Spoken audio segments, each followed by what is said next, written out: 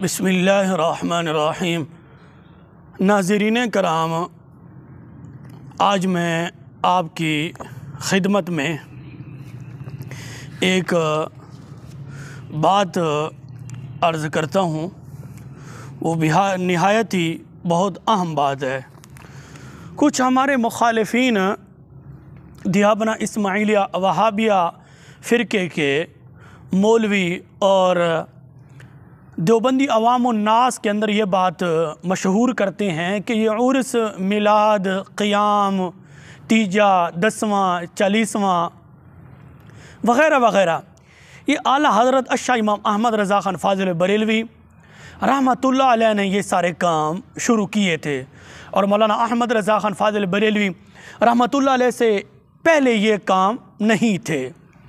और अवाम उन्नास को आला हज़रत अशा इमाम अहमद रज़ा ख़ान फ़ाज़िल बरेलवी रहमहुल्लाह से मुतनफ़िर करने की एक नाकाम कोशिश करते हैं, जबकि ये बात बिल्कुल गलत है।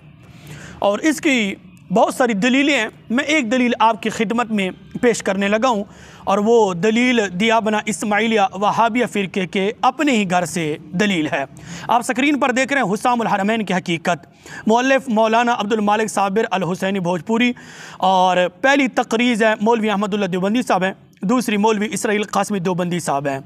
इसी किताब के सफ़र नंबर 38 पर मौलवी अब्दुल मालिक साहब लिखते हैं, आखिर में हज़रत मौलाना मंजूर अहमद नोमानी नव्वरल्लाह मरक़दहू की मरकतुल अरा किताब फ़ैसला कुन मुनाजरा की यह सतरें भी क़ारी ने मुलाहज़ा फ़रमाएँ।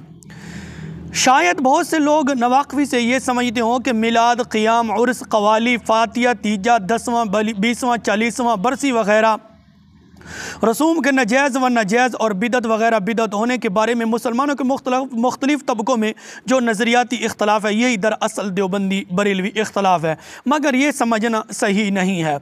मौलवी मंजूर अहमद नोमानी साहब और मौलवी अब्दुल मालिक साहब ये कहते हैं कि कुछ लोग ये समझते हैं कि देवबंदी बरेलवी का ये इख्तलाफ है, मिलाद, क़ियाम, उर्स, क़वाली, फ़ातिया, तीजा, 10वां, 20वां, 40वां वग़ैरह।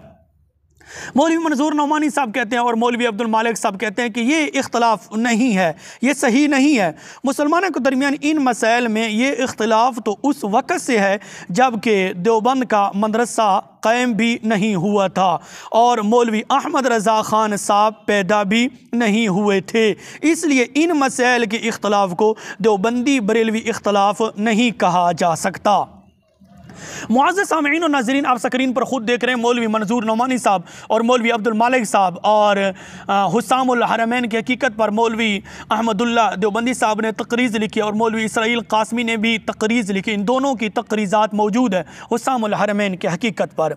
अब ये कहते हैं कि ये जो इख्तलाफ है फ़ातिया, तीजा, 10वां, 20वां, 40वां, उर्स, मिलाद, क़ियाम, ये उलमाए देवबंद का मदरसा नहीं बना था, उससे भी पहले का इख्तलाफ है। यानी कि मौलाना अहमद रज़ा ख़ान फ़ाज़िल बरेलवी रहमतुल्लाह अलैह भी पैदा नहीं हुए थे, ये उससे भी पहले का इख्तलाफ है, ये मौलवी मंजूर नोमानी साहब कहते हैं। और इस इख्तलाफ को देवबंदी बरेलवी नहीं कहा जा सकता।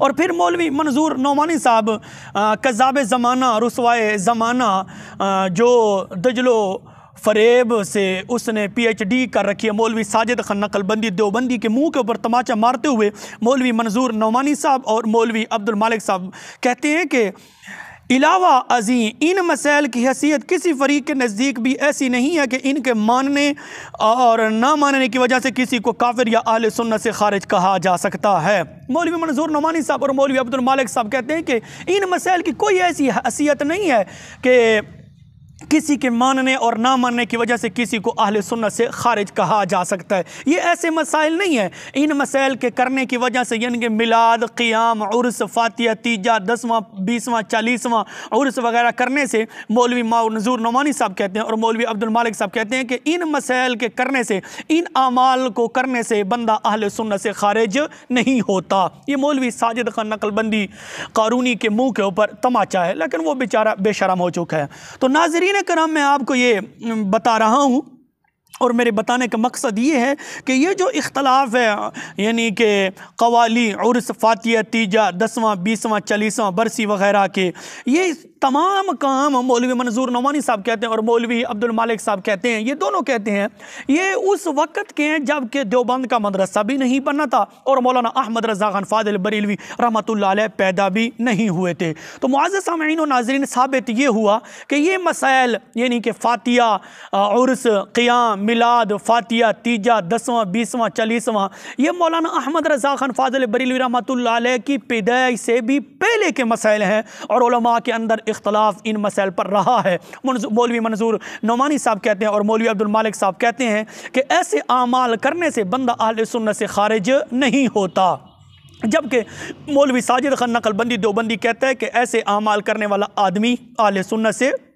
खारिज है। तो मौलवी साजिद खान नकलबंदी देवबंदी के फतवा से मौलवी नौमानी मंजूर नौमानी अहले सुन्नत से खारिज, मौलवी अब्दुल मालिक देवबंदी अहले सुन्नत से खारिज और मौलवी इसराइल कासमी और मौलवी अहमदुल्लाह, इन्होंने हुसामुल हरमैन की हकीकत पर तकरीज़ात लिख कर और मौलवी साजिद खान नकलबंदी देवबंदी की फतवे की जद में आकर अहले सुन्नत से खारिज हुए। तो नाज़रीन करम, साबित ये हुआ कि ये मसाइल उर्स, क़ियाम, मिलाद, फातिया, तीजा, 10वां, 20वां, 40वां, ये उस वक़्त से हैं जबकि मौलाना अहमद रज़ा खान फाजिल बरेलवी रहमतुल्लाह अलैह पैदा भी नहीं हुए थे। तो वो लोग जो कहते हैं कि ये सारे काम मौलाना अहमद रज़ा खान फाजिल बरेलवी रहमतुल्लाह अलैह ने शुरू किए हैं, तो उनकी बात बिल्कुल गलत और झूठी साबित हो गई है। दियावना इस्माइलिया वहाबिया फ़िरके के अपने ही घर से साबित हो गया कि मौलाना अहमद रज़ा खान फाजिल बरेलवी रहमतुल्लाह अलैह की पैदाइश से ये सारे के सारे पहले काम हैं और इन कामों को करने वाला आदमी अहले सुन्नत से खारिज